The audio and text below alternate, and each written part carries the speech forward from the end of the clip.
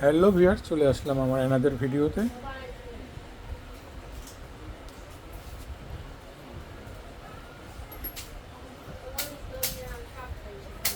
এটার নিচের পার্টে, উপরের পার্ট এখানে ঠিক আছে, নিচের পার্টে দেখেন ক্যাপাসিটর ফুটে গেছে।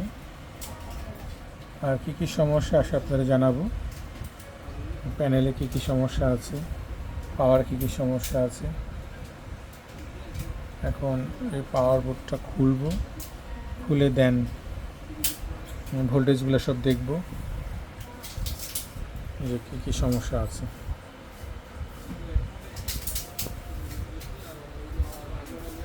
আমার সঙ্গেই থাকুন, দেখা হচ্ছে নেক্সট ভিডিওতে।